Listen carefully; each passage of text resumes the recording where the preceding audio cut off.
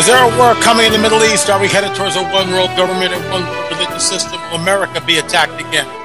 Do ancient prophetic texts warn of the time we are living in? Are we in the last days, the time of Jacob's trouble, the end of the world as we know it? What are the increase of UFO sightings? While we may disagree as to what is causing the phenomenon, we can agree that it is real, burgeoning, and not going away. Is this the coming great deception that ancient prophecy warns us about? Does time seem to be accelerating? Join me, your intrepid host, L.A. Marzulli, as we discuss these and other riveting, stimulating topics. This is Acceleration Radio. And good evening, ladies and gentlemen. Glad to be back on LBM. Another week. Hopefully we've got the video and you can see all this streaming live. Tonight's show is going to go like this. From 5 to 5:20, I will do my typical rant and talk about a variety of different subjects. From 5:20 to 5:40, I'll bring my co-producer and good friend Richard Shaw, the Watchers series, onto the program. We'll be discussing a variety of issues. From 5:40 to 6 o'clock this evening, we're bringing on a woman who has had several cattle mutilations on her ranch, and she'll be talking about what she experienced and what happened. That should be interesting. And then, of course, from 6 to 7, we'll have our featured guest, and that is Rob Skiba, talking about his new book.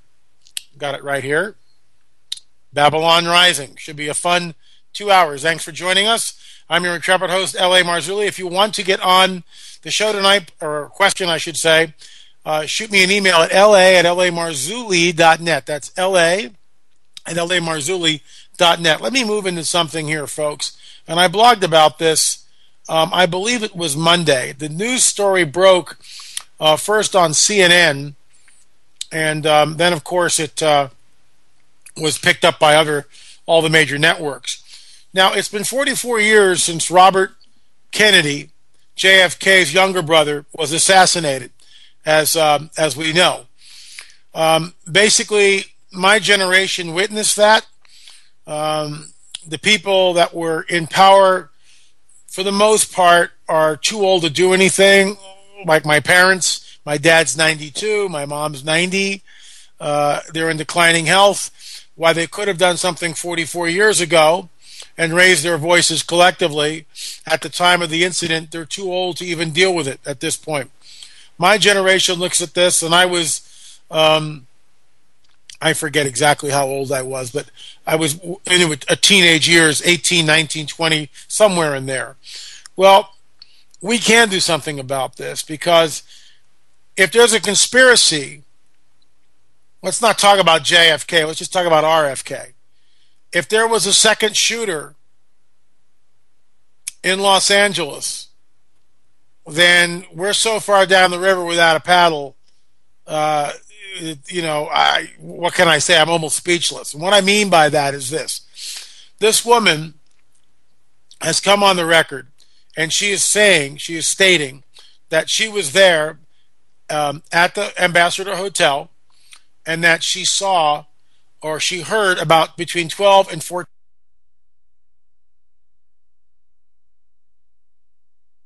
Sorry for the getting dropped on Skype. Not sure what's going on. The woman that did the reporting, or that I should say, after 44 years, came to the attention of the media. And why now, folks? What's the deal? Her name is Nina Rhodes Hughes. This is a quote. "What has come out is that there was another shooter to my right," Rhodes Hughes said in an exclusive interview with CNN. "The truth has got to be told. No more cover-ups." You see, folks, the bottom line is that no one really cares. This story broke. Where's the outrage? Where are the people going, my gosh, if there were two shooters, that means a conspiracy. That begs the question, if there was a conspiracy, then who was behind the conspiracy? If this woman told her testimony to the FBI, and the FBI deliberately obfuscated her story, then that's a cover-up. If she told her story to the FBI and they did nothing when the investigators were looking at the case and building a case, then that's a cover-up. At best, it's a cover-up. And that begs the question, who is doing the covering up? And for whom? And why? American people have the right to know. And, of course, this all goes back to Dallas. And I've harped on this, and I'm not going to beat a dead horse here. No pun intended, please. But the bottom line is this, that I was in Dallas for the first time. And I saw, like everyone, the Zapruder film when it came out. I was 13 years old when it was announced in our 7th grade English class, Miss Bittner's class, that JFK had been assassinated and killed, and everybody freaked out except for Virginia Babcock, who laughed, and I've never forgotten that. And that has haunted me all my life.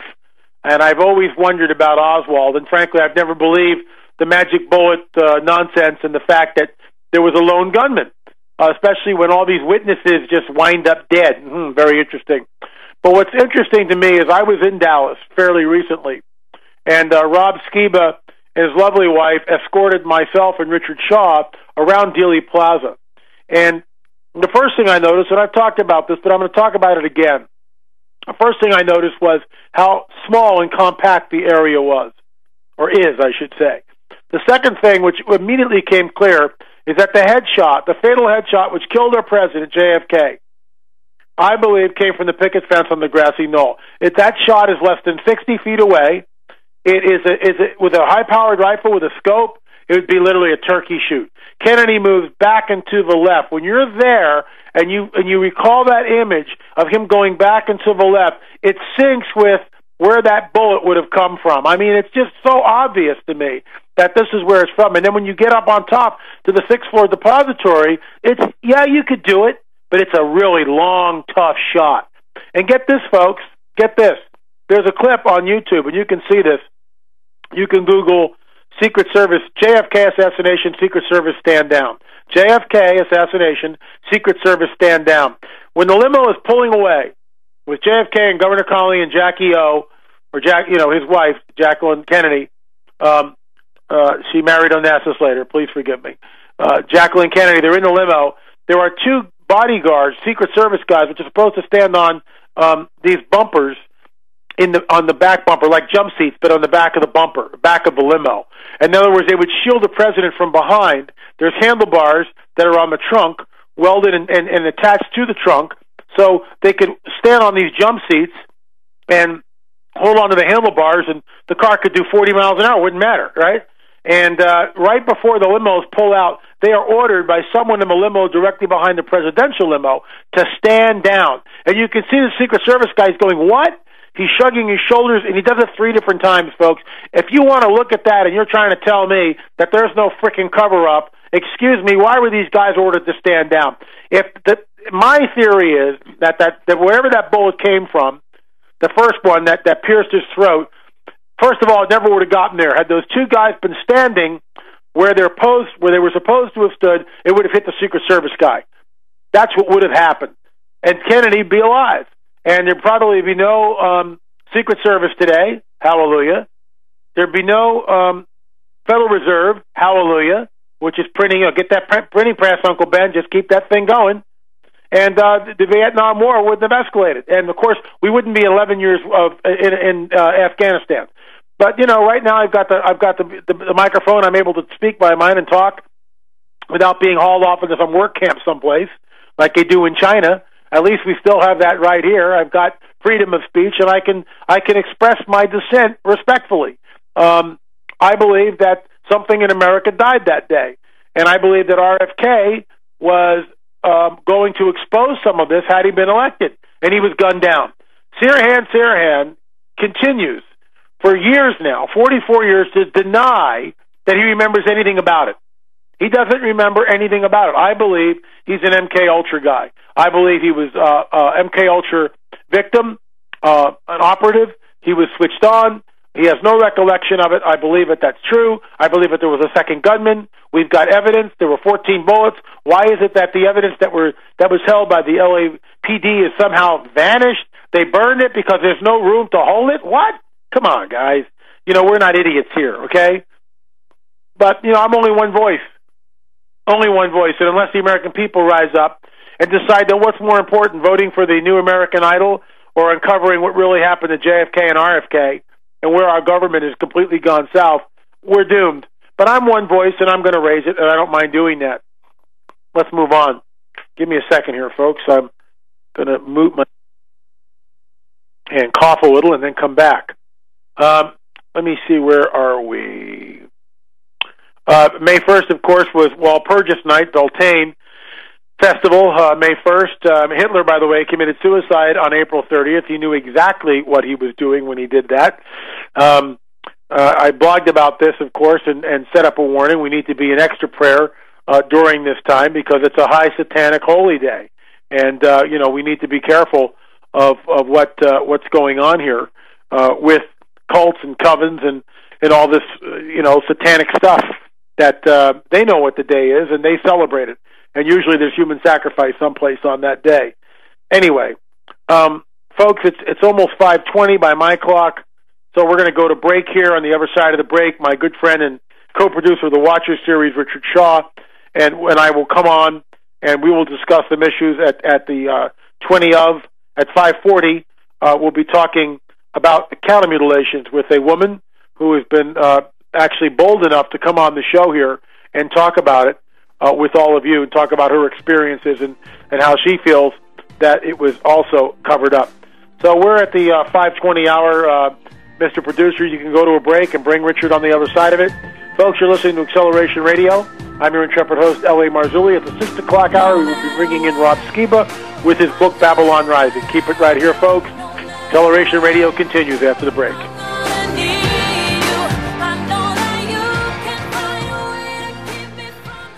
Hello, ladies and gentlemen. I'm Doug Hagman. I'm the founder and director of the Northeast Intelligence Network on the internet at HomelandSecurityUS.com. I've spent the last 26 years as a detective in the private sector. You might know me as a regular guest on Coast to Coast AM with George Norrie or as a guest on other nationally syndicated radio programs. Folks, I'd like to invite you to join me, along with my co-host Joe Hagman, also an investigator and most importantly my son, to our live streaming internet radio program, The Hagman and Hagman Report.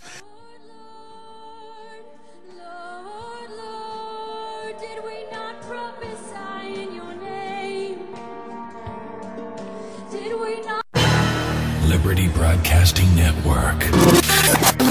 The question is, can you handle the truth? The debt ceiling limit. You know, Congress certainly worked very hard to save our nation, didn't they? Old Boehner, he went back and forth like a ping pong ball, and I felt so sorry for him, didn't you? Not! He, with others, took us down a path that America may never recover from. Thanks, Boehner. You're the man. Republicans promised to show us any bill they were voting on 72 hours before they took the vote. Just like someone else who's lied to us and not kept his word. Do you know what Congress added to the debt ceiling bill? A council of 13. What's that? Well, we will now have 13 people decide the fate of your family, not the representative you voted for, but 6 picked by Boehner and 6 by Reid. Obama makes 13. I hope you know this is unconstitutional. Liberty Broadcasting Network. You have heard of the recent turkey recall, right? Well, we at LBN have a turkey recall for you. We're asking all of you to recall all the turkeys in D.C. They've betrayed us with the Council of 13, and they don't follow the Constitution. So let's join together and recall the turkeys. Instead of them plucking us, we need to pluck them from office. Liberty Broadcasting Network. Gobble, gobble, gobble, gobble. Magic. While the magician shows you his right hand, he is being sneaky with his left. It's called distraction. We're being distracted every day with news distractions. Why is the news not telling us how many of our soldiers gave their life in a foreign land this week? We have no idea. What is it costing us to be in Libya? No idea. We don't get the news today, we get distraction. Here at LBN, we say enough of distraction. We want to know what happened to all the people in the Midwest that have disappeared when they were flooded out. Who's buying up the land in Idaho? You did know someone was buying up all the land in Idaho. National news won't tell you these things. Listen to LibertyBroadcastingNetwork.com and you will hear the truth.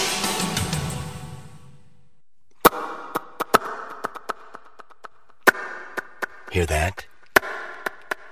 That's your brain cells being used up by all the garbage going in and cooking up your brain.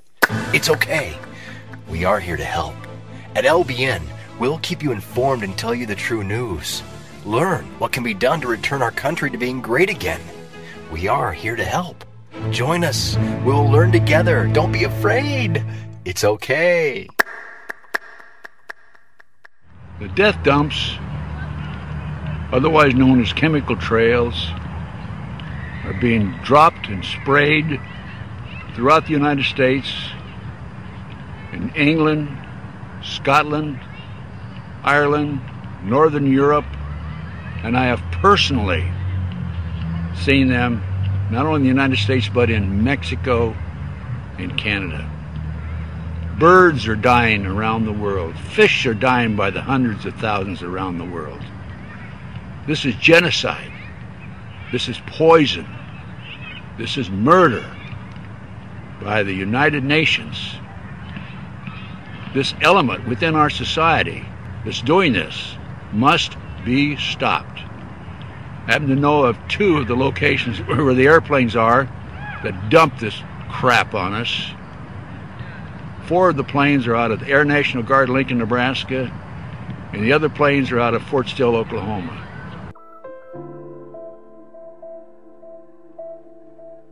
Liberty Broadcasting Network is an independent radio network.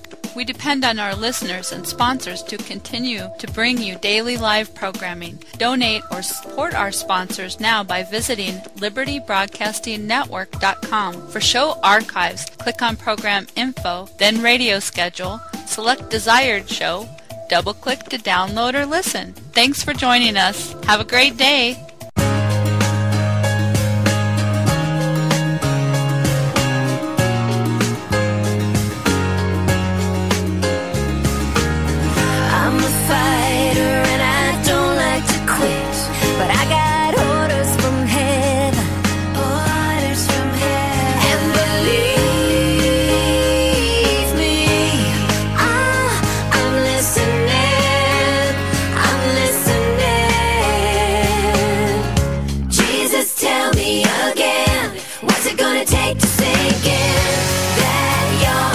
Back, ladies and gentlemen, I'm your intrepid host, L.A. Marzulli. This is Acceleration Radio Live on Liberty Broadcasting Network.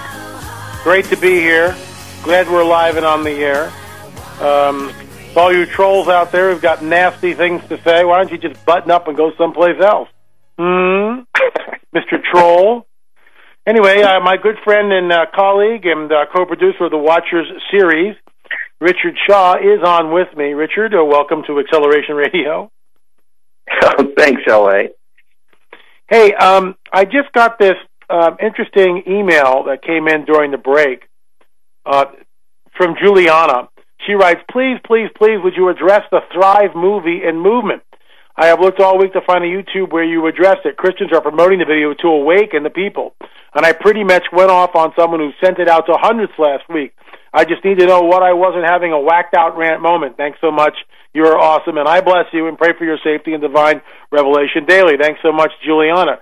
Both Richard and I were invited, actually, to attend the premiere of Thrive in Los Angeles. We didn't go, but I watched it that night on my computer. I paid for it. I know you did too, Richard. My thoughts were simply that it's just the coming great deception, which is being promulgated by a bunch of really well-meaning people. I mean, they're all really nice people, and nothing disparaging there. But I just believe that their idea, their worldview, is in complete clash with what I believe in, as far as the so-called extraterrestrial presence. Your thoughts, Richard? Well, yeah, I agree partially with that. I think that what they've tried to do, not the entire program is about ETs, because they go on and show basically a few things. They're good at what I would call connecting the dots, is finding evidence for what's going on in our country and saying, here's what's really the problem, because they focused on how the banks have taken over their country. They did some research on 9/11 and pointed out the conspiracies involved with that. So it's only actually the first part of the program that they talk about free energy that they believe was given to us by ETs, based on etchings on rocks and stones from antiquity and some of the things that people are finding out now, and that being some kind of a toroidal core coil that will generate an incredible amount of power. And as you know, I have a friend named Near that got really enthused about that and built one. And it's friggin' amazing. He sent me a picture of it. Now, this is a guy that thought, well, I'm going to take the appearance of it and do what I can with it. So he took about 5,000 feet of copper wire, a mile of copper wire, and wrapped his own toroidal core. And when he hooked a 9-volt battery up to it, of course, you can't put a battery into a coil and expect it to modulate itself. But what it actually did was it generated 300 volts from a 9-volt battery, and it kept oscillating for a while until it petered out. Now, we just don't know how to make it continue doing that, but there's some physical law at play here that I don't know if it's some kind of magnetic field that it creates and creates its own flux density so that it can induce a current, self-induce a current into the shape of the coil, but there seems to be something to it. But even more recently, and I'll shut up here in a second since we're on this topic, I just read an email that came to me a couple days ago that General Motors is working on magnetic motor technology. There you go. I was going to ask you about that. They're supposed to have a car out in the next couple of years that needs no juice at all because it would be powered by a magnetic motor. Well, you showed me some clips recently, and we both just sat there like little 8-year-old kids, under the Christmas tree going, "Oh my gosh, I want one." It's just like this motor. And the guy. I mean, look, if it's a hoax, it's a great hoax. But I got a friend now that I had breakfast with a couple of days ago. I didn't tell you this, Richard. He's actually building one in his garage. Great! He's trying to build one in his garage, and I said, "Man, you got to show me this thing if you get it running." But I mean, in the video, it's amazing. This guy just takes an alternator from an automobile and retrofits some magnets and does all this stuff, and puts the thing together and gives it a spin, and voila, the thing just seems to run forever. Tell us about that. It takes off. Well, part of it is because the development in endyne magnets, neodymium magnets, which are super powerful and small, and they're just permanent magnets. They're typically used in voice coils and speakers and also microphones. But there's nothing esoteric about these magnets. They're just, they're readily available.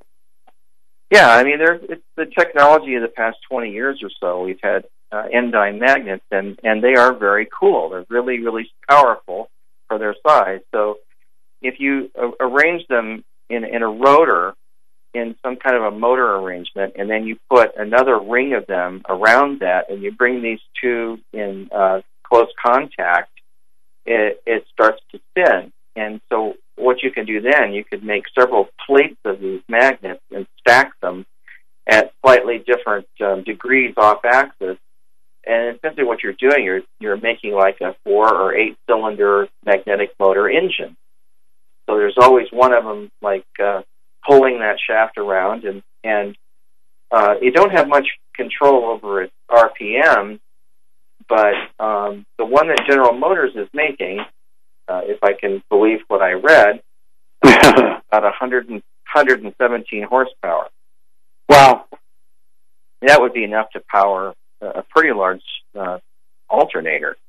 Yeah, let's go. And then that could power a more controllable servo motor that would actually put power to the wheels or anything else you want to do in the car. So this is what I thought should be. I've been saying this for years, and everyone thinks I'm crazy. To me, it's very simple technology. It's like, how can that not work? But it's gotten out enough on YouTube where people are starting to do their own experiments on their desktops at home and in their garages, and finding out that it actually does work. Hey, why don't you give us a little rundown on Watchers 4 now that we just started entered into post-production this week, and it's been a long haul. When did we start shooting Watchers 4? You remember? Was it January or February this year? We've been at it for 5 months now, and now we're into post, and post is dreadfully complicated this time. But I think it'll be a really interesting show. I don't know how long it's going to be yet, but we have some really amazing characters in it and topics that are just some of it's beyond belief, and yet if I had seen it and handled it myself, I would have been a bit skeptical.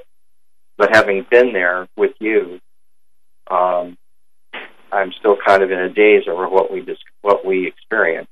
Mm-hmm. No, I would agree. We met and discussed and talked with some fascinating people. I think one of the highlights for me was sitting down with Jonathan Daniels, the senior advisor to Danny Danon, who's the Speaker of the Knesset in Israel. And I found that just fascinating with all that's happening in the Middle East right now, and specifically in the light of prophecy. Just to sit down with him and get one of the most startling questions or revelations, I think, for both of us, is when he commented that no one, not the Mossad, not the IDF, no one saw the Arab Spring coming, which is, no one did. The thing just happened, and all of a sudden it was like a switch going off, and the whole Arab world literally ignited. And in fact, it still is going on. We see Egypt in the throes of a new revolution, perhaps Syria, the death toll continues to mount, with Assad still clinging desperately to the reins of power. I just thought that, and we, of course, have all this on film for Watchers 4. It's going to be great when you get it finished. Yeah, Johnny's a great guy. I like him a lot. Went out to dinner with him the first time I met him and found him to be like just a regular guy, and here he is, the special advisor to the Knesset. Just pretty amazing. But he likes to refer to the Arab Spring as the Arab Winter. Yeah, and well, that's kind of what it's become, hasn't it? Yeah, they diluted, and it's like, and we were all discussing this, you and I, when it was going on. It's like, doesn't anybody over there consider, like, what's next? After the power is toppled, then what? They don't have anybody to go in there, and we had both kind of surmised that the Muslim Brotherhood would probably slip in there, and everybody said, no, that'll never happen, and now it looks like that is indeed what is shaping up to happen. Just doesn't surprise me. But it's just it's like the whole Middle East has taken some crazy drug that's made them go somewhat insane. Maybe maybe all of the stuff in the chemtrails is that's raining down on our heads is doing something to people. I wouldn't be surprised anymore. Wouldn't be surprised at anything. Yeah, nothing at this point. Absolutely nothing. Tidal waves, volcanic activity, super volcanoes, ash clouds, coronal mass ejection from the sun, EMP bomb going off. Nothing. It's tragic, but I'm just actually sitting here in my little perch up in the Santa Monica Mountains, the dam is going. In fact, I blogged about this week, Richard. The whole story was the dam is going to break at some point. You just can't keep keeping all this nonsense that's going on the planet and expect business to go on as usual. Something has got to give here. When we look at the financial climate in Greece and Spain right now. Even Dr. Lear has said that it just seems like we're rushing towards some kind of conclusion. Yeah, I agree. On multiple levels, the finances and all that, and our mutual friend Miguel that writes us all the time says he sent me a note today. Said we're in Portugal. That's where he's writing from. Yeah, financial Armageddon, that whole thing, right? Yeah, there's a feeling of dread. He said, this is to quote him, he says, there exists a strange climate of social and personal fear. He says, I think we are in fact in the end of a human social stage. I think the final war is in reality necessary to stop the arrogance of Edom and Esau. So he's waxing biblical here, but that's why I think in the ancient text of Malachi 4, where it talks about after all of this evil is swept away off the earth, you will kick your legs up in the air like a gazelle and run over the ashes of the bones of the wicked, essentially. And it's like we haven't been able to conceive of how bad things are, but we're starting to see glimpses of all of it. And to imagine to have that all swept away from the earth in one fell swoop by the hand of God, it's both terrible and wonderful at the same time. Well, it's terrible because we know that what's coming. Jesus says that unless those days were shortened, no flesh would survive. I think it's the most sobering statement in all prophetic literature. On the other hand, we also know that he's coming at some point. He really is returning at some point. The king will come back. This benevolent, good, wise creator of the universe, who is really the essence of love, but comes as a king, not as a lamb anymore. Now he's a king. And he comes riding on a white charger, a war horse. And, of course, he puts down the rebellion on the field of Armageddon, and, the millennium starts. I mean, that's our blessed hope. That's what we're all hoping for. Because, some things in the movie Thrive, to close up, Richard, I agree with you. Some things in the Thrive movie are right on.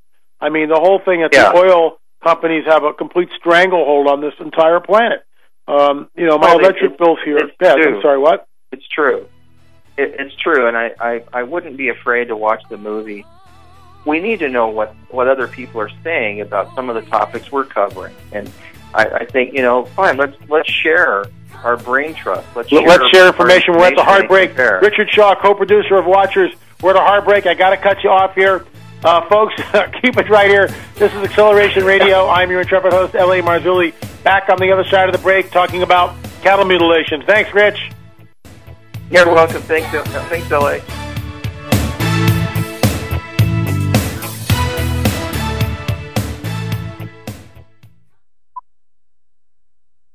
America is in trouble. Washington is a disgrace. Government has become too big. It's overtaxing, overspending. We need to change direction. We really need change. We can't afford to make the same mistakes we've made in the past. Mitt Romney's reputation as a flip-flopper. He went the other way when he got paid to go the other way. There is need for economic stimulus. It's about serial hypocrisy. This election is about trust. There's been one true, consistent candidate, and that's Dr. Ron Paul. Ron Paul has been so consistent from the very beginning. He seems like a more honest candidate. He tells the truth about what he believes, whether you like it or not. He's never once voted for a tax increase, never once voted for an unbalanced budget. Ron Paul's plan is bold, cut 5 departments. It's what we need. When he says he's going to cut $1 trillion in the first year, I believe it. If you don't like how things are going and you're tired of politicians, he's something different. Ron Paul. Ron Paul. Ron Paul. Ron Paul is the one we've been looking for.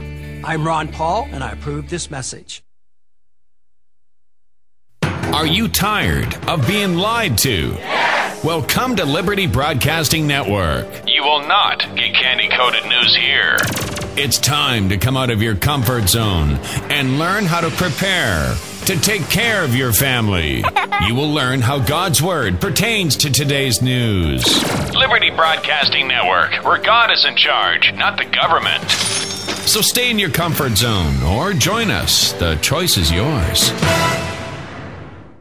We here at LBN have not really asked for money, but we are in dire need right now. If everyone listening could send $5 or $10 or more, we could stay on the air. If 360 people listening could send $10, we could easily stay on the air. If you just spent what you would on 2 bags of sea salt, cracked pepper, kettle-cooked potato chips, and a soda, the station has no problem giving you the programming you love. This station represents freedom. Please help. LibertyBroadcastingNetwork.com. Extend your life with Extendovite. Hi, my name is Don Wiskin, and I am always telling people that Extendovite can extend your life. Well, remember Russ and how his future was uncertain after his heart attack? We can now go to 1 year on Extendovite for Russ, and this is what he is saying now. My name is Russ, and I want to update you on how Extendovite has been working for me. It has been 1 year now, and my doctor is amazed. He has never seen anyone get better after the heart attack I had. He could find nothing wrong with me and has reduced my medications. I feel like I have a new lease on life and would recommend Extendovite to everyone. To order, call 1-877-928-8822. That's 1-877-928-8822, or visit our website at heartdrop.com. Extend your life with Extendovite.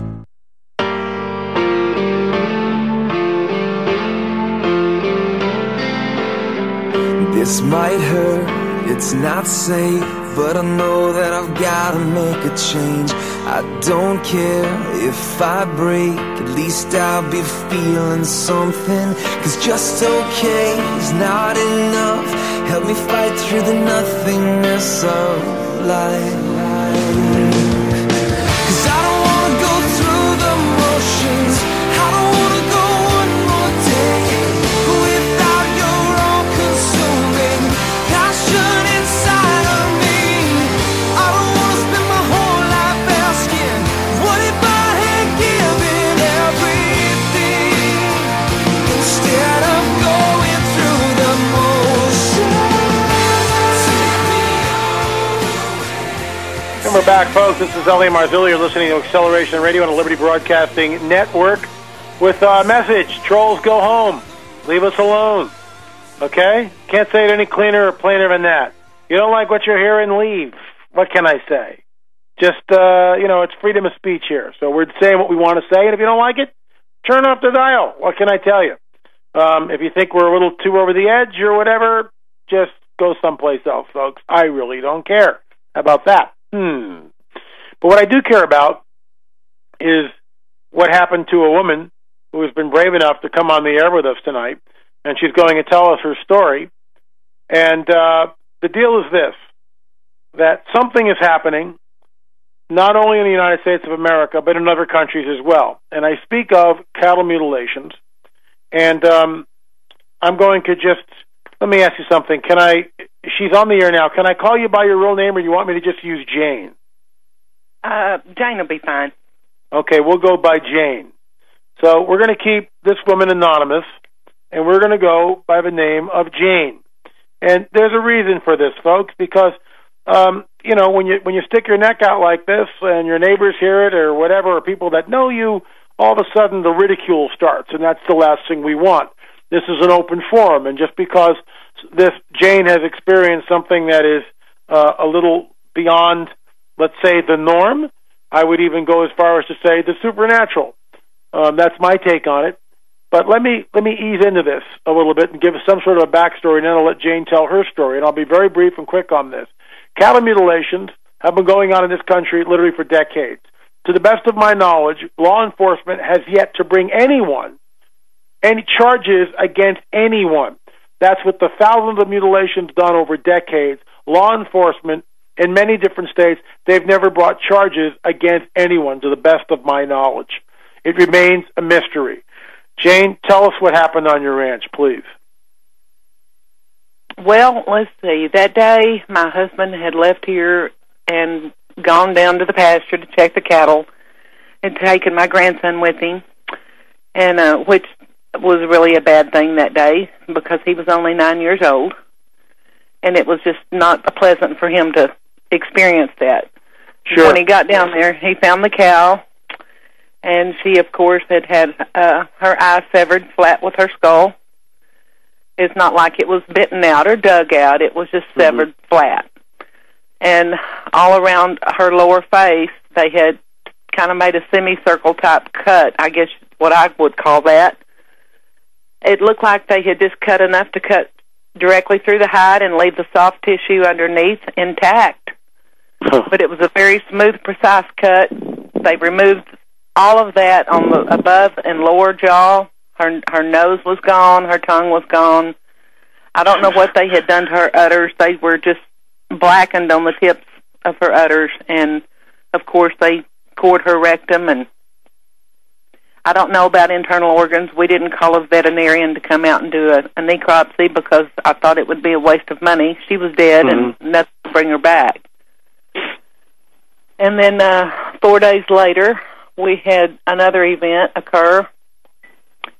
And that afternoon, my husband had come in and checked the cattle, and we had another cow that wasn't due to calve for 2 or 3 more months. And her calf lay dead on the ground with its eye cut out and its tongue removed, and its rectum had been cored. And, of course, we called the sheriff's department on both accounts, and they came out and took their report, and they made their pictures. And they thought that a wild animal had probably done it. But now, most wild animals that I know of go for the hindquarters or the meat. They don't go for the inside of the rectum or the tongue. Right. Or the Of course eye. not. And they didn't make any effort really to do much. They did give me a copy of the report. It took me about, well, it was from January till April before I got a copy of the police report. And I had to call and ask for it. They didn't volunteer it on their own. Couldn't get anybody else to come. The Cattlemen's Association wouldn't show up. Nobody came. I did show the pictures to a veterinarian that's a friend of mine, and he said that we were dealing in the spiritual realm. Right.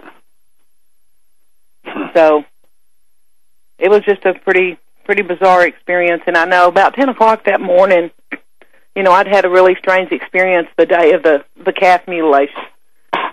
And I can't really explain that experience to this day. I've never had anything since that has ever done me the way that did. But anyway, I didn't feel too good at work, and so I came home, and it was about 10 o'clock when I pulled in the driveway. I started to go to the pasture, and I didn't. I don't know, something just stopped me. And then my daughter was on the phone with our neighbors who live sort of, I would say, perpendicular from across the road from where the event occurred. And their dog about 10 that morning was just going bananas. And my neighbor's wife looked out and to try to determine what the dog was barking at, and she couldn't see anything. But no wild predators would touch that cow. They wouldn't eat her at all. The buzzards would sit on her, and they would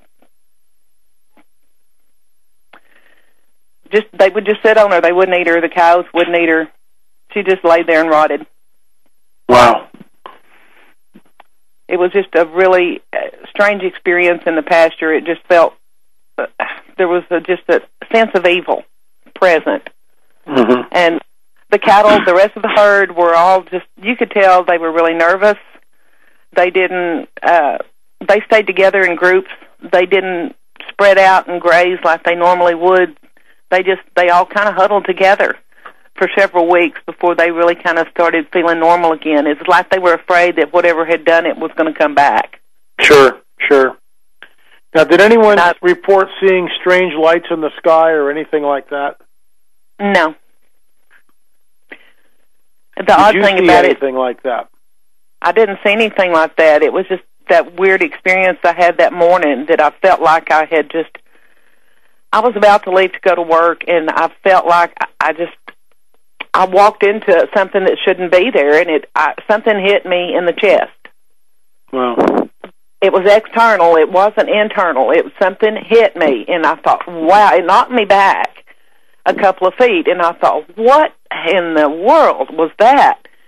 And as I stood there trying to figure out what was going on, it's like the energy was sort of being just pulled out of my body, but it started at my toes, and I could feel it moving upward, and as it moved upward, the lower part of my legs were just numb.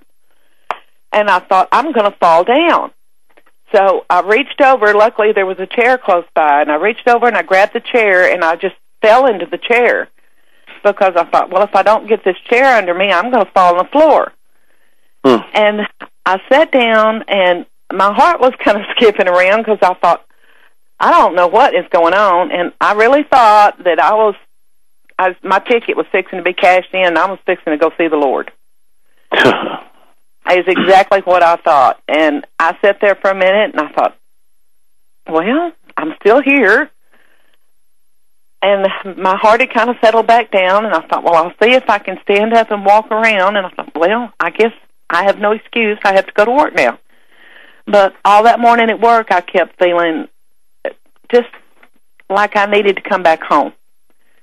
And so I called this person to come in and work for me where I could leave, and before she got there, it was like I felt like 10,000 needles just sticking in my stomach, and I thought, I don't know what this is. And she finally got there, and I came home, and I said, well, I don't feel very good. I think I'll just lay down for a while. And I really felt like that whatever they did to that cow to cause her to either abort that calf or whether they did something to remove that calf, somehow I had a connection And I just felt it, and I can't explain it any better than that, but it was just a really bizarre experience. Let me ask you something, Jane. When they remove was the calf in another cow, and in other words, the calf had not been born yet, and then they removed the calf from the yes, expectant mother, yes. And but the mother cow was still okay, or no? Yeah, she was fine. Wow. She was fine, and I worried that she might not ever calve again, but she did. The next year, but that might be one of the most strangest stories I've ever heard. I've never heard of anything like that before. Well, we had never had any trouble with her ever calving prematurely before either, ever. Right. And she was a Simmental cow, and a good cow, good milk cow. You know, Simmentals are known for their milk, and they make a lot of milk, and they raise good calves. And we just never had any kind of thing like that ever happen on our land before. And we've lost calves and cows for other reasons, but nothing like this ever, and not since. And I prayed over that land. I prayed the blood of Jesus over that land, that it would be sanctified and purified, and that the cattle would be protected. And since that day, we've not had any more events. And hope we don't, because you won't get any help from law enforcement. Yeah, that's the thing that I've heard over and over again from people. They don't know what to do. They realize that it's, that whatever's going on here is not normal, and they just you experienced it. They come out and take some pictures, they write a report, and that's it. Were there any footprints around the either animal or tracks or anything like that? There were no tracks of any kind. Nothing. No tracks of any kind. No one saw or heard anything unusual? No. When did the vet come out and look at it? No. I just showed the copy of the police report to a veterinarian that was a friend of mine. And I did think about, at the time I didn't really consider this, but, they say that the blood is always gone. And the only thing, there was just a little tiny, minute amounts that were sort of oozing from what was left of the remains of her face on the cow. But if you think about it, in retrospect, I look back and think, well, there wasn't blood on the ground. And, if you thaw out a piece of meat from the grocery store, if you buy meat and you freeze it and then you thaw it out, there's blood everywhere. Sure, absolutely. And so whenever you've got a cow that's been cut up like that, there should be an enormous amount of blood. And there wasn't. Wow. So it was just a real eerie experience that I really just don't care to repeat, and hope we never do. Well, Jane, we really appreciate you coming on and telling your story. It's I would recommend. I'm sorry, what was that? If anybody does have this happen, I would recommend that they make their own photos, which I didn't because I was just in such a state of shock that day. Sure. And make their own pictures and make their own notes on it, because you're not going to get any help from anybody else. Well, thank you so much for coming on Acceleration Radio. That's it's a riveting testimony of what you experienced. And the ridicule I wasn't worried about. Property. I'm sorry, what? I wasn't worried about ridicule, but I didn't want any kind of copycat out here that might try to cause more trouble. Jane, thanks for coming on. We're at the top of the hour. That was Jane who came on the record anonymously. Her story will be in the monthly news mag, posted verbatim. Of course, it'll still be anonymous, but give you guys the story in the monthly news mag. If you want to, Rob Skiba's coming up at the top of the hour here. He'll be joining us on Acceleration Radio for the next hour from 6 to 7 Pacific Standard Time, discussing his new book, Babylon Rising. Keep it right here, folks. We will see you on the other side of the break.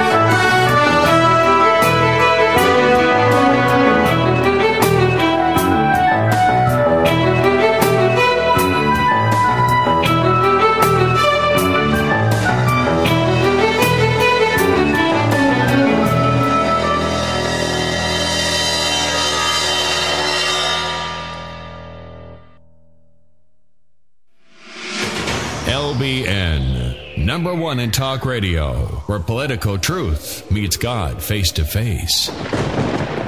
Support our sponsors today, and we'll keep you informed.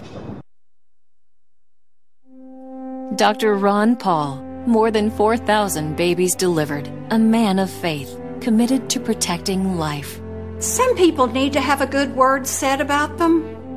Ron is the sort of person that his life is his good word. You know, you just knew that Ron cared about you. Life begins at conception, in my opinion, and as a result, I love to go to a doctor who felt the same way. He not only protects unborn life, but he also walks through journeys with women, and he has for years. I love the fact that he hadn't changed in all these years. Ron's still the same guy, still saying the same things, and now all these years later, still standing his ground. Ron did not let Washington change him. It's not hard for someone who is a Christian and who truly believes to stay on the right path, and I think that's what kind of person Ron Paul is. America has to have someone like Ron Paul today. There is no question.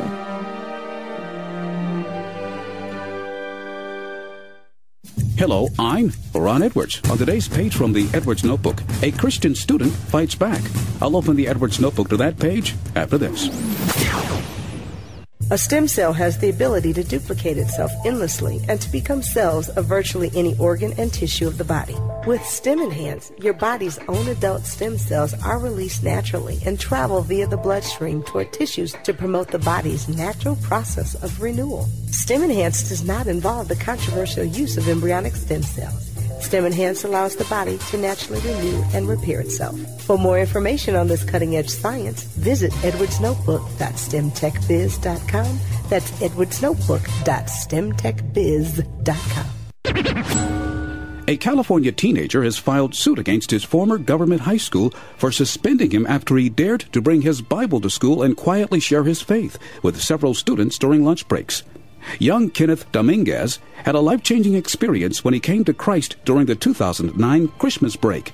So upon returning to Gateway East High School in January, he began telling students about his Christian faith, which drew the ire of officials. The school drones told Dominguez not to express his faith. He continued and was written up, then suspended for 2 days for quietly sharing his faith one-on-one during lunch. As a result, the Pacific Justice Institute has filed a lawsuit on behalf of Dominguez for the corrective education measures imposed upon him by the anti-Christian school drones.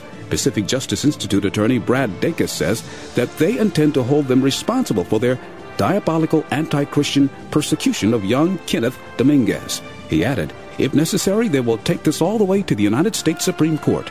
May the anti-Christian drones be taught a good lesson. Join me on the next page from the Edwards Notebook. I'm Ron Edwards. They are taking away our guns, property, and poisoning our children. When is enough enough? At Liberty Broadcasting Network, you will hear the truth. You won't hear about what's happening with Paris Hilton. You will learn what is happening to your country. We will give you the real news and what can be done. You will learn how the Bible tells of these terrible times ahead. How the Bible fits in with the news today. You will get answers, not distraction stories. Listen to LibertyBroadcastingNetwork.com and enter the no distraction zone. You will hear news of what is happening right before your eyes. So turn off those reality shows. You will get plenty of reality right here on LibertyBroadcastingNetwork.com, if you can handle it. It's time to take responsibility and learn the truth. LibertyBroadcastingNetwork.com. Can you handle the truth? Can I have your attention, please? Do you have a smart meter on your home? Oh, you don't know what a smart meter is? Well, maybe you should have listened to us instead of those other stations. How about HARP, EMF, Chemtrails, GMO? Do you know what those are? Well, now that you're listening to LBN, you're gonna know. Have you heard of Agenda 21 or Project Bluebeam? Well, welcome to Liberty Broadcasting Network. We're gonna teach you many things. Glad you could join us. Yeah! Imagine no longer being tied down to your computer, but having the freedom to take live talk radio with you anywhere you go. TalkStream Live introduces our first ever iPhone application. The talk shows you follow now follow you, and your iPhone is now the fastest and easiest way to stay connected to the best talk radio on the internet. Let TalkStream Live transform the way you listen to radio. Listen to live talk shows 24 hours a day, 7 days a week. Mobile talk radio from TalkStream Live. Now available in the iTunes App Store. Are you tired of being lied to? Yes! Well, come to Liberty Broadcasting Network. You will not get candy-coated news here. It's time to come out of your comfort zone and learn how to prepare to take care of your family. You will learn how God's Word pertains to today's news. Liberty Broadcasting Network, where God is in charge, not the government. So stay in your comfort zone or join us. The choice is yours.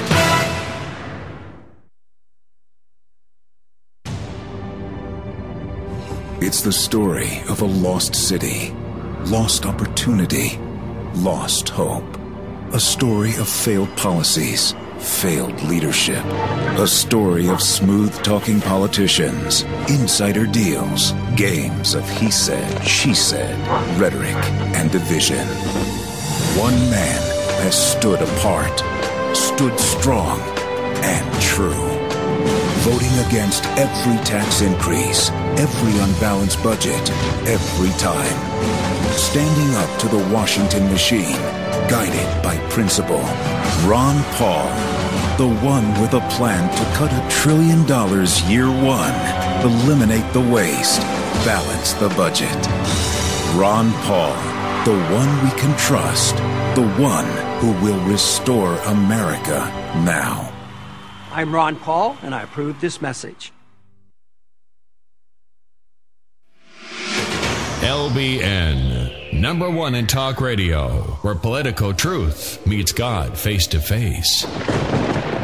Support our sponsors today, and we'll keep you informed.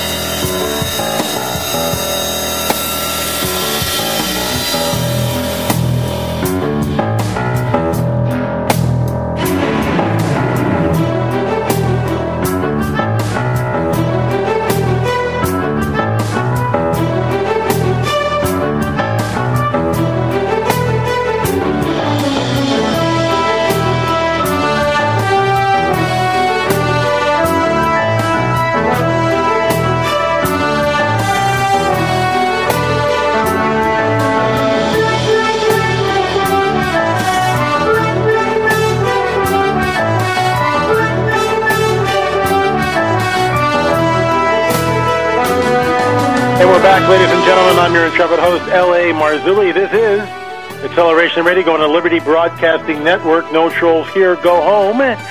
No trolls. Don't need them. Don't want them. Had them on my blog before. Just there to stir up trouble. That's all they do. They just stir up trouble. Not afraid to do it. Stirring up trouble. Stirring up. How do you spell stirring up? Not sure. Not sure at all. That was easy. It certainly was, folks. Let's keep moving right along here.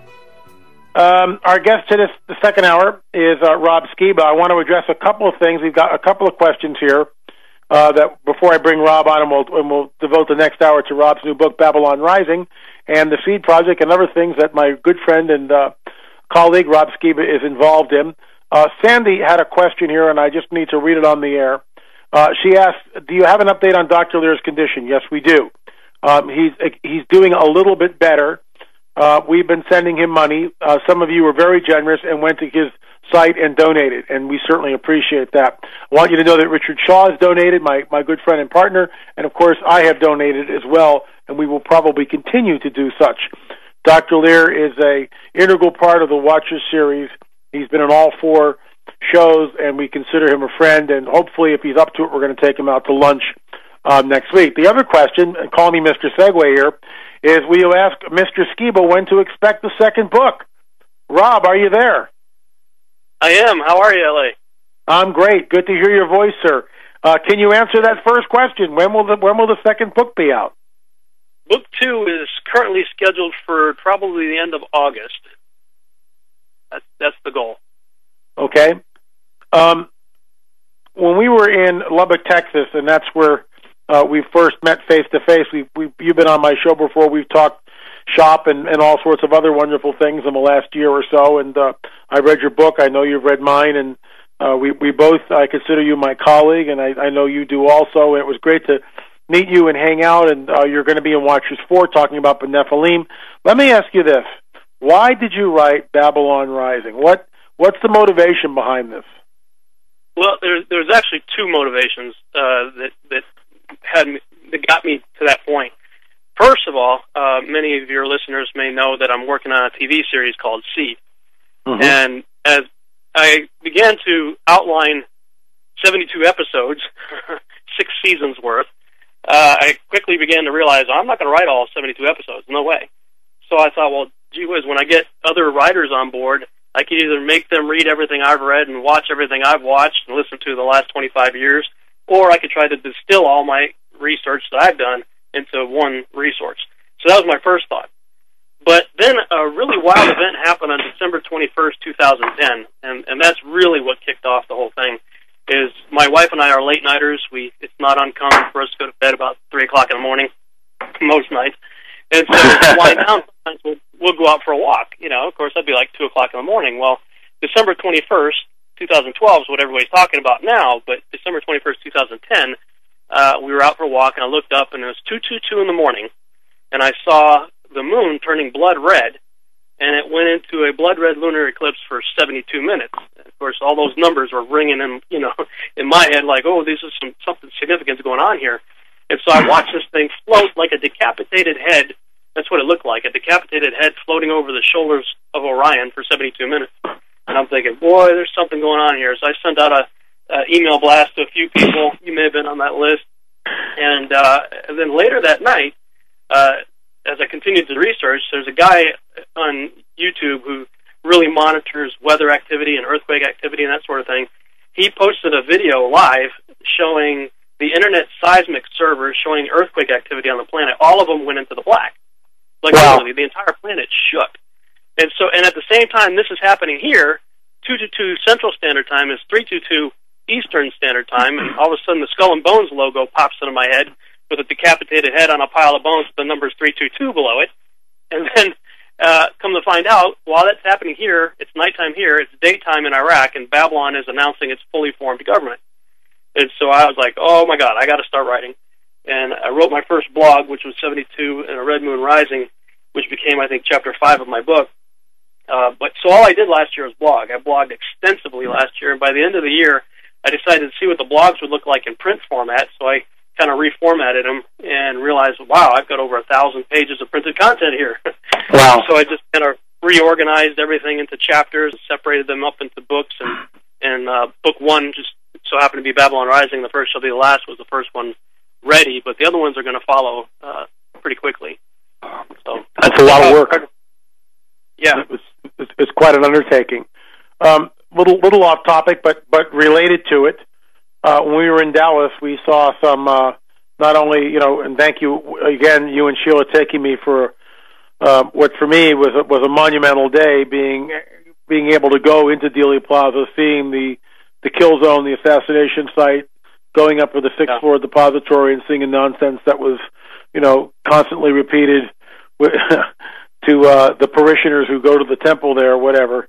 But, you stand behind that picket fence, and it just seemed so obvious to me. But one of the things that we did while we were in Dallas, we went to this place, and in that place, and this was a financial institution, that this building was an architectural marvel with no expense spared, marble everywhere, granite everywhere, I mean, just to the nines. And there were some very interesting paintings throughout the building. Tell us about those and how they factor into your books. Yeah, I had worked for East West Ministries, was the international missions organization I worked for almost 7 years as their multimedia director. And they wanted me to produce a video one day that had the major donors, some of the people who were major financial contributors to the ministry. They wanted me to go interview them and kind of get a feel for why are you supporting this ministry. So I ended up going to this major financial institution where some of these guys, they worked at. And I actually ended up going a week ahead of time. That I was supposed to be there like on a Monday, but I went the Monday prior. I had my schedule messed up. So as a result, I had a chance to kind of walk around a little bit. And when I first came in the main entrance, I saw this huge painting, and it's full of Nephilim. I mean, it's just like animal-human hybrids, these weird demonic symbols, and you got owls and all kinds of Bohemian Grove-looking symbols everywhere.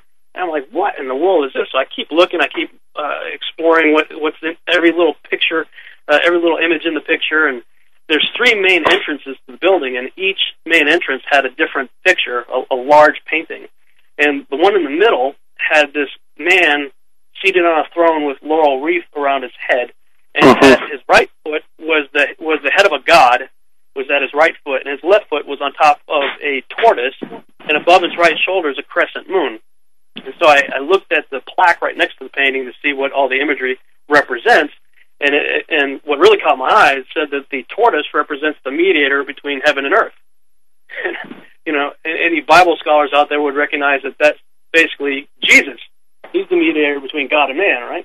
So here's this guy seated on a throne. The old gods are toppled, and he's declared himself God, and he's got his foot on the mediator between God and man.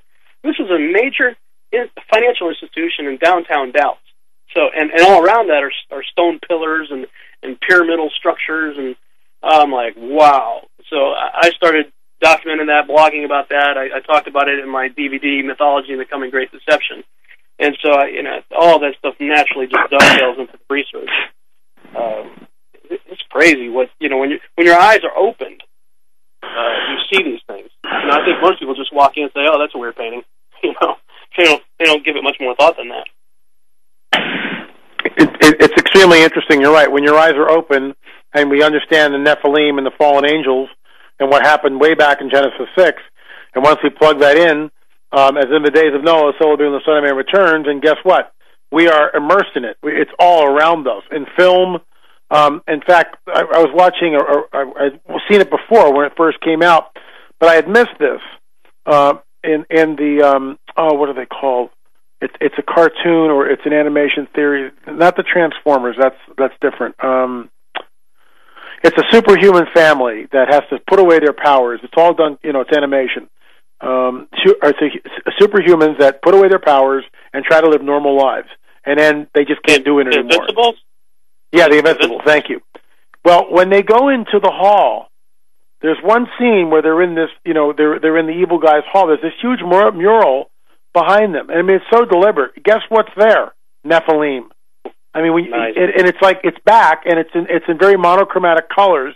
So it's nothing that stands out. Your eyes on the protagonist, on the main character of, even though it's animation, your eyes on the action figure. That's what you're looking at. But in the background is this huge mural, and there are giants. I mean, there are Nephilim, and there it is. And this little innocent family fun-filled cartoon, baloney. This stuff is everywhere. Let me ask you something, Rob. Have you seen and this is a recent episode of Fringe, called Nothing As It Seems? Have you seen that episode? No, I have not. You need to go to, after you get off the air later on tonight, whatever, go on Hulu.com, Hulu, you can watch it for free, and look for the episode titled Nothing As It Seems. Okay. Basically, it's about retroviruses that turn people into Nephilim. Wow. And the whole thing is about creating genetically engineered super people, and genetically engineered evolution. And so it shows these, and these couples are talking about they're going to be the new Adam and Eve. And just like the movie Splice, I don't know, did you see that movie? I stayed away from it because of some of the content that I heard was in it. I know enough about it to know where they were going with it. It is I don't recommend anybody see it. Right, that's why I stayed away. But it's a disturbing film, and you'll feel quite violated after you watch it. So, I don't recommend anybody see it. But to sum it up, they're mixing humans and animals, and it creates this hybrid that morphs throughout the course of the movie. It goes from this very alien-looking thing to a kind of weird-looking baby to an adolescent, and they try to make her look very sexy young woman. And then by the end of the movie, she morphs into a male demon. And so she goes through Dren, is the name of the character. It goes through all these phases. But it's interesting that in the special features, and people can go on YouTube and just do a search for making of Splice or whatever, it shows the director talking about his concept for Dren was to create a genetically engineered angel. And the same thing, in the same way, in Fringe, what happens is they mix a porcupine and a human and I think something else or whatever, but it eventually morphs into a demon with wings. And so, wow. Same thing. Wow. Crazy stuff. It's just screaming at us. Genesis 6 is just screaming at us. As in the days of Noah, so will be when the Son of Man returns. And like the chimeras, I remember seeing on a Drudge Report, a year ago, whatever. It's like, London kills 150 human-animal hybrids, embryos. Okay. Does that mean I feel safer? We're at the 20 after the hour break. Rob, I got to take a hard break here. Folks, you're listening to Acceleration Radio. Our special guest tonight, Rob Skiba, his new book, Babylon Rising. Fascinating story, fascinating book. You'll want to pick up a copy. Keep it right here, folks. We'll see you on the other side of the break.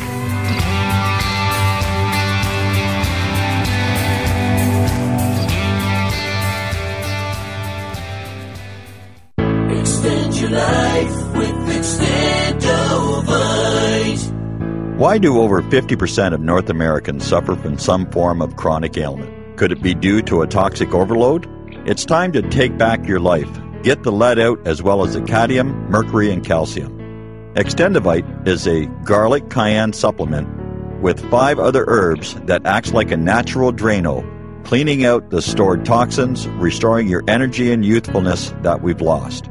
If you would like to live your life free of sickness, pain, or fear, then Extendovite is for you. Available in either capsules or liquid, you too can see why Extendovite is the #1 heart drop available. To order, call 1-877-928-8822. That's 1-877-928-8822, or visit our website at heartdrop.com. Extend your life with Extendovite. Have you ever rocked in a chair? You get no place. Worry is like a rocking chair. It gives you something to do, but nothing changes. Do you ever worry? Worry about our national debt, interest rates, falling value of homes. What good has it done? Nothing changed. Liberty Broadcasting Network will give you answers. We need to prepare and not worry. So come on, get out of your chairs and join us. LBN. Are you tired of being lied to? Yes! Well, come to Liberty Broadcasting Network. You will not get candy-coated news here. It's time to come out of your comfort zone and learn how to prepare to take care of your family. You will learn how God's Word pertains to today's news. Liberty Broadcasting Network, where God is in charge, not the government. So stay in your comfort zone or join us. The choice is yours. America is in trouble. Washington is a disgrace. Government has become too big. It's overtaxing, overspending. We need to change direction. We really need change. We can't afford to make the same mistakes we've made in the past. Mitt Romney's reputation as a flip-flopper. He went the other way when he got paid to go the other way. There is need for economic stimulus. It's about serial hypocrisy. This election is about trust. There's been one true, consistent candidate, and that's Dr. Ron Paul. Ron Paul has been so consistent from the very beginning. He seems like a more honest candidate. He tells the truth about what he believes, whether you like it or not. He's never once voted for a tax increase, never once voted for an unbalanced budget. Ron Paul's plan is bold, cuts 5 departments. It's what we need. When he says he's going to cut $1 trillion in the first year, I believe it. If you don't like how things are going and you're tired of politicians, he's something different. Ron Paul. Ron Paul. Ron Paul. Ron Paul is the one we've been looking for. I'm Ron Paul, and I approve this message.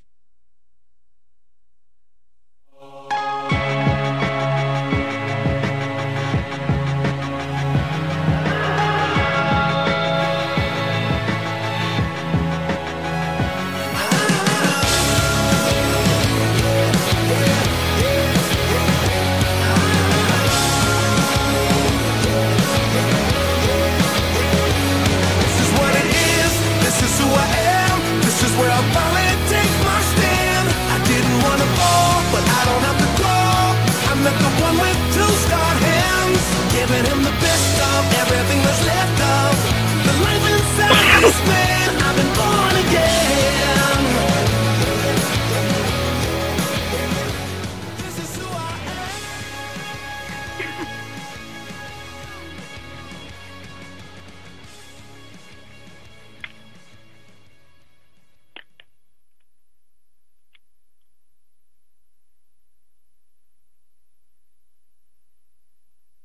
Whoops, I had it on mute. I'm sorry, folks. Got to look at that phone. I had that on mute button.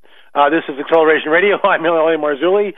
Somewhere to sleep at the wheel here. Rob, I asked you this question, and thanks for coming on the show tonight. Really appreciate it. But here's the deal. You're doing all this research, going deeper down the rabbit hole than most would ever want to go. What is one of the more startling facts or information that you found that is in your Babylon Rising book? Well, it's hard to say because there's so many things. I mean, I was constantly like being blown away by the research, right? And ultimately, we ended up having kind of a year-long period of because we essentially realized that almost everything we've been taught was a lie. Right. But I would have to say, probably Genesis is what I start off with, the Genesis 6 experiment, and it's interesting that your guest that you just had on regarding the cattle mutilation. We're talking about the blood is always gone and genetic material is being removed and calves are taken. I mean, this appears to be an exact repeat of what I call the latter-day corruption, the last 120 years before the flood. Mm-hmm. And you know, in the movies, when you got the guy out front and he says, you know, scene one, you know, you got the clapper and he claps it. The reason they do that is because they record film on camera and audio to another deck, a separate unit. And so the editor has to watch frame by frame, and he syncs when the video, 24 frames per second, he finds a frame that connects it with the audio wave where the spike is. That's called syncing the picture. Well, as I started to synchronize ancient texts, starting with Genesis, I realized a really detailed story develops. And what was shocking to me is that this is what's happening on the evening news. You know, when we start thinking about the latter-day corruption, and we start thinking about Jesus as it was in the days of Noah, well, the latter-day corruption, when you synchronize Genesis with Joshua, Jubilees, and Enoch, you get this pretty amazing story, and it talks specifically about the blending of species, which causes all flesh to become corrupted. You know, with Genesis 6:12, God looked on the earth, and behold, it was corrupt, for all flesh had corrupted its way. Well, Joshua 4:18 syncs perfectly with that, talking about the judges and rulers going to the daughters of men and taking their wives by force and mixing them with animals, the cattle and the beasts of the field and the fowls of the air, and cause a mixture of species, which syncs with Jubilees 7:24, which says after this, meaning after the first incursion, they sinned against beasts and birds and the things that move and walk on the earth. And then I turn on the evening news, or even science fiction shows on Fringe, and I see that's exactly what's happening. So, you know, you ask me what's the most shocking thing, I think it's to realize and to be sobered. You know, the sobering reality is that we are completely in the days of Noah in every way. And the fact that we're mixing species right now, I'm reading a book that Judd Burton gave me when we met, and he talks about, at the end of chapter 2, he says, despite the loss of their physical bodies, there is reason to believe that the giant spirits continue to exist. In this state, they were and are, like other sentient creatures, they have an eternal spirit at their essence. Therefore, the Nephilim and related tribes of giants never really ceased to exist. Only their physicality was lost. And it appears to me that through the mixture of species, they found a way to come back. In other words, God said that man's body is the temple of the Holy Spirit, right? But when you, as Doug Hamp would say, corrupt the image, all of a sudden it's not fit for God's spirit. Well, what spirit's it fit for? It appears to be fit for these guys, and Dr. Burton's take on vampires in chapter 4 is just blowing my mind as well. So that would be the biggest thing. I mean, all the other stuff is fascinating and pretty incredible too that I write about in my book, but I think I started off with Genesis chapter 6 for the reason that that's the most sobering thing to me. Is we're living in those days right now. And of course, I would certainly concur with that statement, and I know that Doug Hamp also agrees with that, and many of our colleagues, Tom Horn and Gary Stearman, and the list sort of is endless, but well, not really endless, but there's a bunch of us that are looking at this and are delving into it and keeping an eye on what's going on. One of the interesting scriptures that we hear about the seat of Satan as being Pergamos. Now, that's in antiquity. Oh, yeah. Has that seat of Satan been shifted, and if so, where is it? Yeah, that was another one of those aha moments. that came as a result of the 72 and a Red Moon Rising blog is, as I started looking into the number 72, it took me all over the place. I mean, people would just go to Google or Wikipedia and just look up the number 72, and you'll find no shortage of things related to that. But one interesting one popped up, and it's where President Obama, at the end of his first 100 days in office, makes a statement. He says, my first 100 days were so successful that I'll complete my second 100 days in 72 days, and on the 73rd day I'll rest. Well, I looked at that, and so I started, okay, well, let me look deeper into this guy, you know. That's what got me on the path to look into some more things about Obama, and come to find out, before he was elected, at his acceptance speech in Denver, Colorado, he did his acceptance speech in front of a replica of the seat of Satan. Right, and right. Now, the seat of Satan is referred to in Revelation chapter 2 as a place that is in Pergamum. The seat of Satan was in Pergamum. Well, if you look up what that really was, it was the altar of Zeus. Okay, so the particular thing was relocated from Pergamum to Berlin just prior to World War I, and relocated again in Berlin just prior to World War II. And Hitler loved the thing. Well, it turns out Obama loved it too.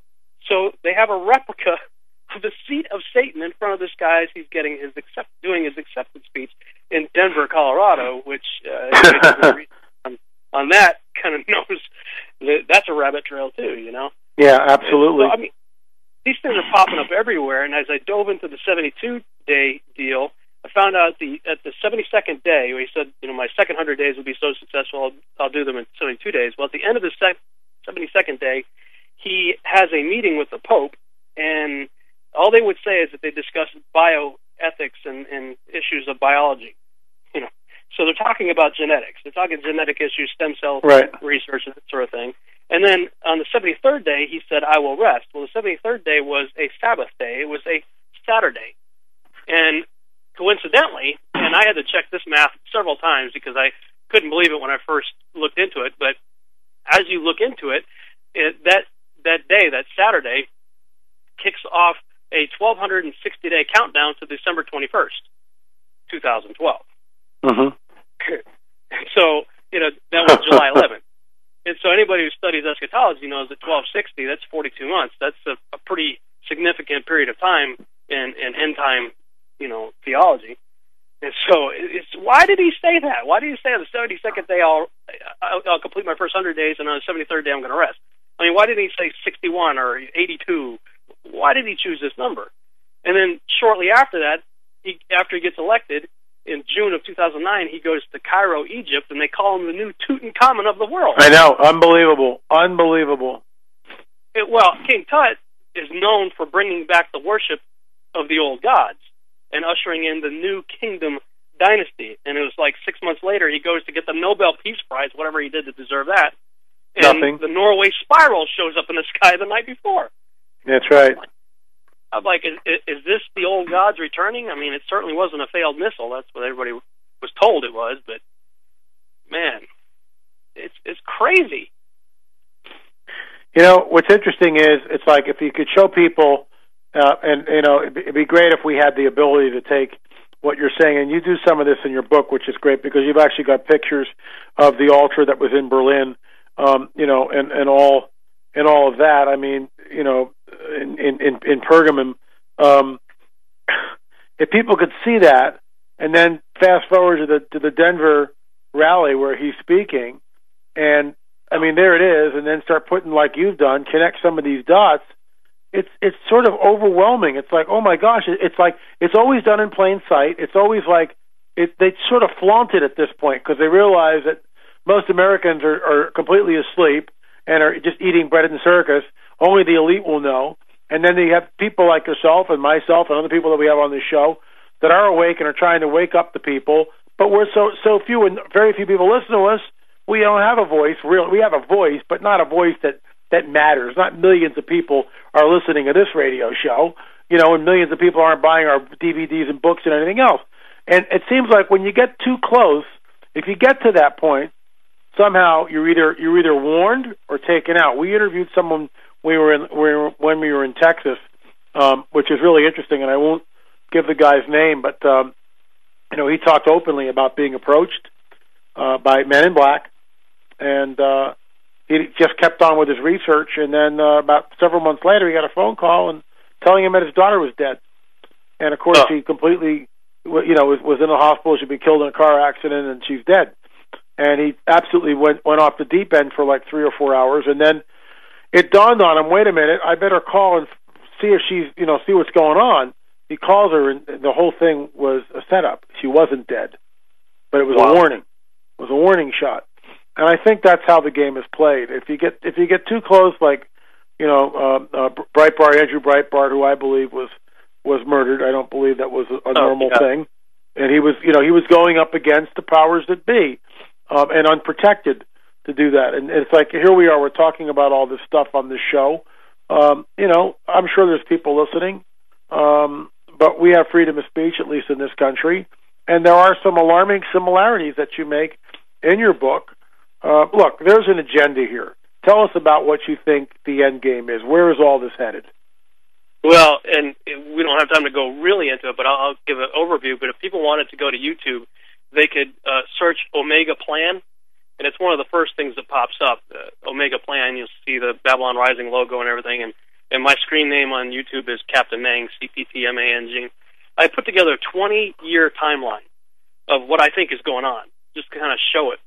In vision, they say a picture's worth 1,000 words, so I figure, well, how much can we say at 30 frames per second in video, So just showing presidents talking and events like 9/11 and all these things playing out over the last 20 years, showing how I believe the end game is happening. But just to back up a little bit, while all that stuff was happening with Obama, around the same time, Anubis starts touring the country. And here's the god of the underworld, okay, who's in charge of Hades, is he's making photo ops in front of the equally pagan Statue of Liberty and stuff. But then he parks in Denver International Airport. I know. I saw it. I saw it when it was there. I flew into Denver. I'll never forget. I said, "Oh my gosh, how much more blatant you got to get?" The god of the underworld parking next to the fiery horse. Unbelievable. That killed its sculptor, by the way. Else too. What? Say again? The horse is what? Well, I said, the horse is freaky too, but I didn't hear what you said. Yeah, the horse is freaky. Yeah, that thing. Whew. But all these things started for me. Like I said, it starts with the moon on December 21st, 2010. Because right after that, we got Babylon announcing its fully formed government. You've got the 322 lining up with the Skull and Bones, and right after that, all of a sudden you have birds and fish falling. Birds falling from the sky and fish washing up by the hundreds of thousands, if not millions. And that really caught my eye because they were breed specific. It wasn't like a whole pile of different kinds of birds. It was like one breed of bird and one breed of fish each time. Right. And that continued for a while. That was on kind of front page news until the shooting took place on Oracle Road in Arizona, which incidentally, that's Highway 77. That's the exact same location where God downloaded seed into my head in the winter of 2009. I was literally on that road when God just plugged a USB cable in my head and downloaded 72 episodes of the TV series. But when that shooting took place, all of a sudden all the bird and fish stuff kind of fell off the front page news, and you didn't hear about it anymore. But it's still You're talking about the Arizona shooter, Jared Loughner. Yeah, right. Yeah. And then right after that, or right around the same time, the beginning of 2011, they institute Ophiuchus into the zodiac. So now we got 13 signs in the zodiac. And Ophiuchus, right. Well, what's up with Ophiuchus, right? I started looking into that and realized that in mythology, he's also known as Asclepius, who is the god of healing. He's a serpent wrestler. But one of the things that he was most known for was raising Orion from the dead. So here you got this decapitated head floating over the shoulders of Orion. Right after that, they say, Asclepius, let's bring Ophiuchus into the sky, And he is known not only for raising Orion from the dead, but also in mythology, he was known for emptying Hades, which got the individual upset, Hades, that his domain was being emptied, so he complained to Zeus, and Zeus says, okay, fine, and throws Asclepius up into the sky. But all of a sudden now I'm thinking about the fourth seal. The rider's death, right? We got all this death happening all around the world, and it says that Hades follows behind him. The rider on the pale horse. Right. Right, sure. Revelation 6. So you talk a lot about the birth pangs. We're totally in it. I mean, there's no question in my mind about it. And so, all these things are adding up to a timeline of events that I believe are going to lead to something significant happening December 21st of this year. I don't know if it'd be a public event or a private event, but I believe something's going to happen. Let's talk about Cheats and East in 2012 when we come back from the break. We're at the 20 minutes left in the show, folks. If you've got a question, please email me at la@lamarzulli.net for Rob Skiba. We've got a couple in the queue, and we'll get to them when we get back. This is Acceleration Radio on the Liberty Broadcasting Network. Trolls go away. Keep it right here, folks. We'll be back on the other side of the break.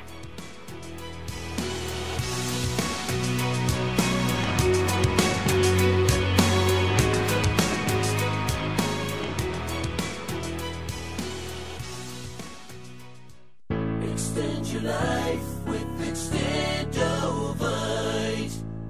Are you or someone you know suffering from high blood pressure, cholesterol, or chest pains? Are you looking for a more natural way to overcome these health challenges? Extendovite is made from herbs known to help with these symptoms. Made from garlic, cayenne, hawthorn, and 4 other herbs, Extendovite goes to work detoxifying heavy metals and killing fungus and virus to enhance your overall health. For only $69.95 plus shipping and handling for a 2-month supply of either capsules or liquid, you too can begin on your path to better health.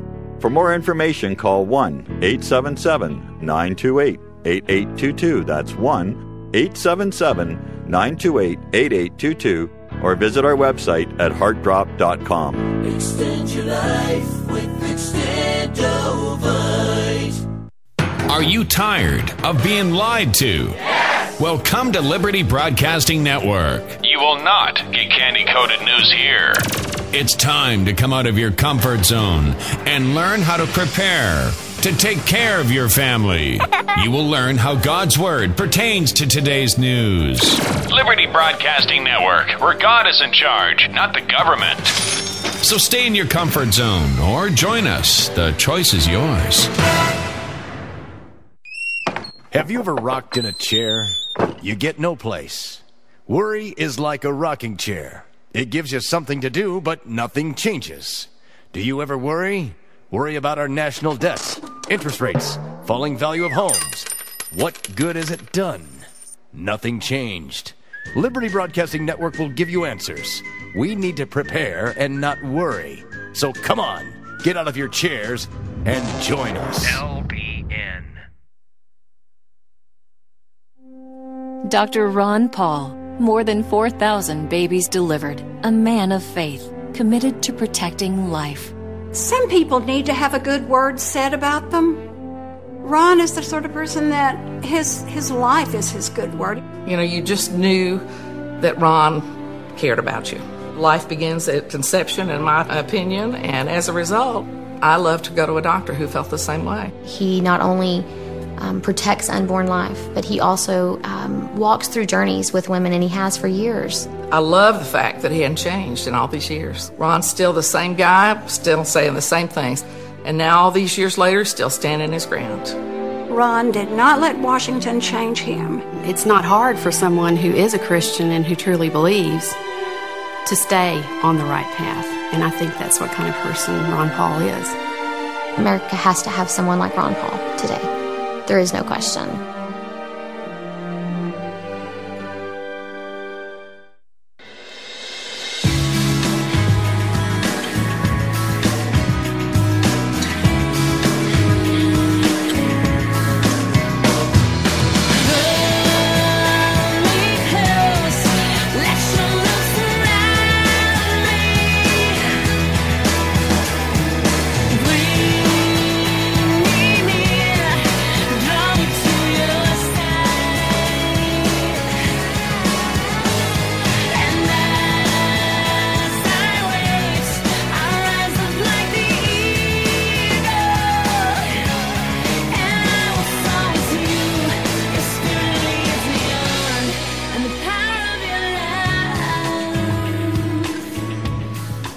And we're back, ladies and gentlemen. It's Acceleration Radio. 20 minutes left. Let's get right into the questions.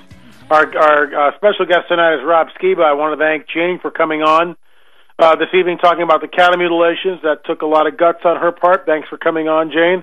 And, of course, our good friend and my colleague and associate Richard Shaw, the co-producer and producer of the Watchers series. We're both producers of the Watchers series. And Richard is in post, and I get daily updates. Aren't I lucky? But he's got his work cut out for him in this. We got so much detailed stuff.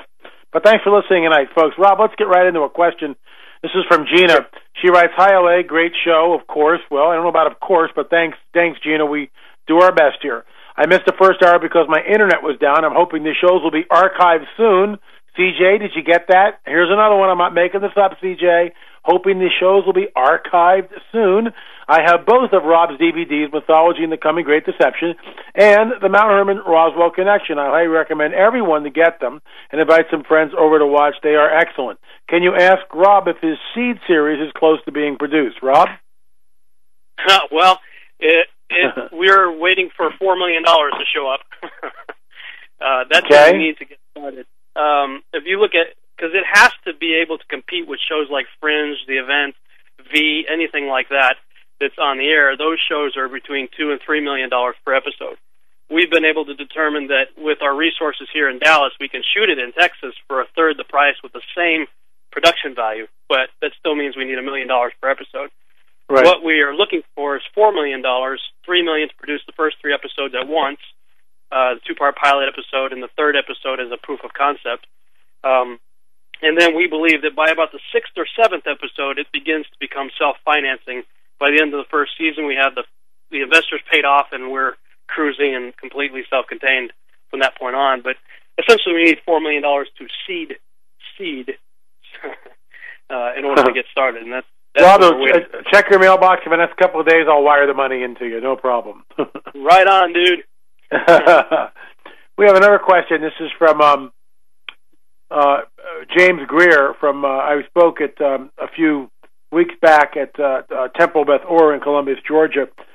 And he says, I remember you saying the way to kill an Nephilim was to cut their head off. Well, that's just a theory. No one knows, but it's based on a biblical theory going back to David and Goliath. Why did David take Goliath's sword and cut the head off? It's sort of telling. And then he writes, I think you were referencing David's fight with Goliath and that being the reason he cut off his head. I've been reading about how Jacob wrestled with an angel, and I was wondering if there are any non-canonical references to physically fighting fallen angels. Should people be carrying guns to protect themselves from the physical presence, or would a sword be a more appropriate response? I realize invoking the name of Yeshua and pleading the blood as a metaphysical protection, but when the ranks fall back, what do we do? Your thoughts. Rob, what are your thoughts on that? Well, my first thought was, as you like to say, rebuke first, ask questions later. There you go. We have a sword. It's called the Word of God. And, if it's good enough to rebuke the devil, it's certainly good enough to rebuke a demon or a Nephilim. But other than that, they do appear to have physical bodies and can be killed. I mean, if they can be killed with a spear or with a sword, then surely they could be killed with a machine gun or even a 9mm for that matter. Strategically placed between the eyeballs, I would think. But I would say let's start with rebuking first and ask questions later. A little bit of dead air, folks. I'm slugging down some water here. Please excuse me. Good answer, and that was a great question. Thank you, James Greer, for writing and listening to Acceleration Radio. Let me ask you something, Rob. You're going to be down at Branson this year. I'll be speaking there also, along with, I think it's the greatest collection of prophecy speakers ever assembled. I mean, I can't remember ever another conference like this. It's even more ambitious than last year's.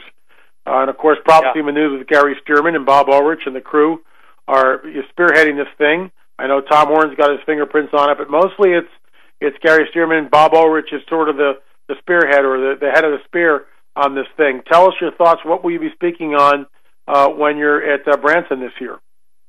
Well, as far as I know, I'm speaking twice. I have one on main stage, which will be Babylon Rising. I'll be talking about the content of my book. The challenge is we only have an hour. Yes, I know.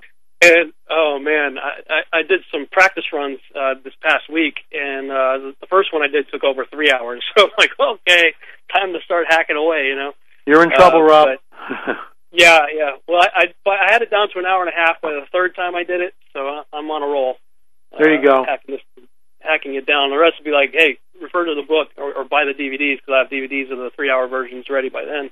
And then I have at least one that I'm aware of, breakout session. And in that one, I'll be talking mostly from the content of Book 2, and I've titled it The Archon Invasion, Return of the Nephilim. So those will be the two topics I'll be talking on there. Fantastic. I'm looking forward to that. I will also be in Branson. If you want to check that out, just go to prophecyofthenews.com, I also have links to it on my blog, lamarzulli.wordpress.com, and hope to see you in Branson. Rob, I was told by Bob Ulrich that it's been sold out for well over a month now. There's a waiting list. Yep. 750 people, bam, just it was sold out, I think, in less than 60 days. Just amazing. So we can see that there's a real need. People are hungry and people want to see this. Meantime, folks, Rob is speaking places. Rob, give us your website where we can find out where you're speaking, what shows you're going to be on, all that kind of stuff. The primary one I'm using these days is Babylon Rising Books. That's with an S at the end, BabylonRisingBooks.com. From that site, you can get to my other ones, the blog site, as well as the Seed the Series site. And that's where I'll be posting any speaking engagements or videos or anything I have will all go on that site. Fantastic. Give it to us one more time, because people are writing this stuff down. So one more time, Rob, sure. Please. BabylonRisingBooks.com.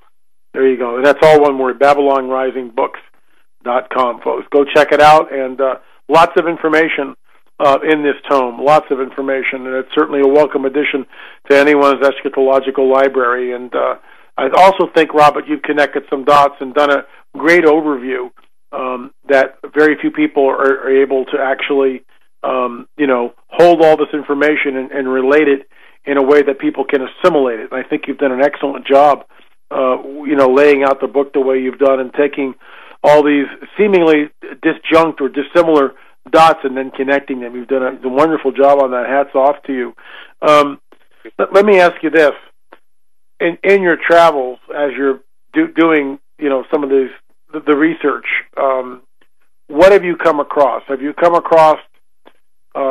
been challenged? Have you seen anything? Have you received any weird emails telling you to back off, anything like that?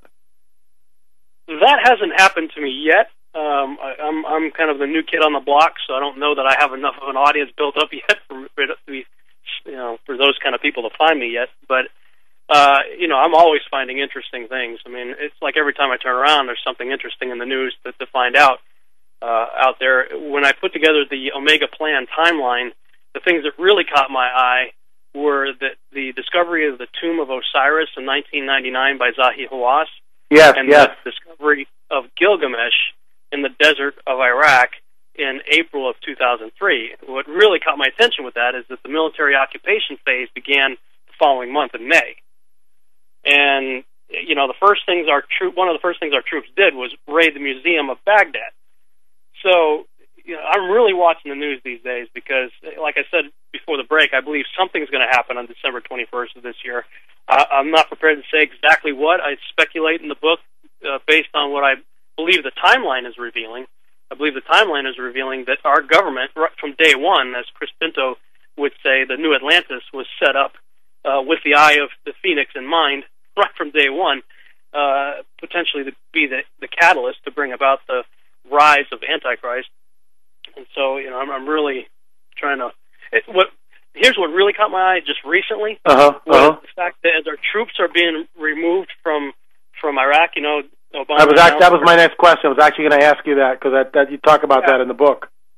Oh, my gosh. When you see the troops leaving Iraq and the fact that we're leaving 500 military bases, I mean, just let that sink in. 500 bases, and they're state-of-the-art. I mean, the trillions of dollars that go into the military-industrial complex.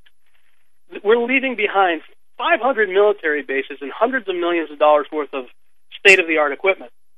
And as Joe Rosenberg said on an interview that he did with Glenn Beck, he said, "Are we making Iraq safe for democracy or safe for the Antichrist?" And he says, "It's a little bit of both." I'm like, man, I mean, we are totally, here you go, here's everything you need, see you later. But we're not really leaving. There's, I think, over 1,500 people still staffing one of the largest embassies on the planet in Iraq. You know, just unbelievable.